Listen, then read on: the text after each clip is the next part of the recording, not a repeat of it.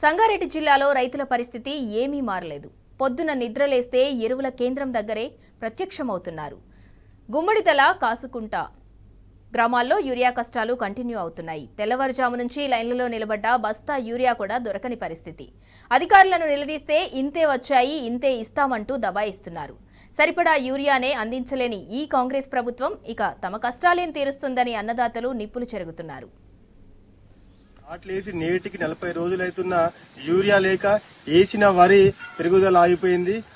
800 రూపాయలేమో కూలీలకు ఇస్తుంది, 1100 రూపాయలేమో ట్రాక్టర్కి ఇస్తుంది. మరి అన్ని వరి మొత్తం వేసినాకనేమో యూరియా లేకనేమో ఇబ్బంది పడతా ఉన్నాం. మరి మీరు అప్పుడే మేము యూరియా సప్లై చేయము అంటే మరి ఈ వరి కూడా వేసే వాళ్ళం కాదు కదా. ఇప్పుడేమో ఆ లైన్ నిలబడితే సాయంత్రానికి అయినా ఆఫీసర్ వచ్చేయమంటాడు.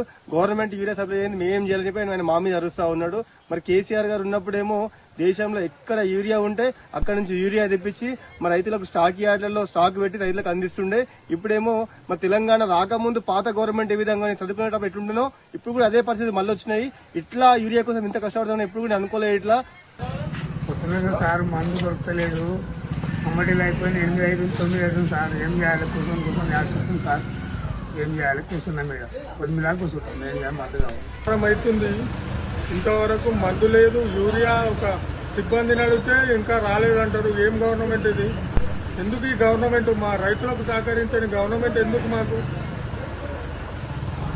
అది లేదు ఇది లేదు అని చెప్పి పొద్దున 5 గంటలకు వచ్చి కూర్చున్నాం.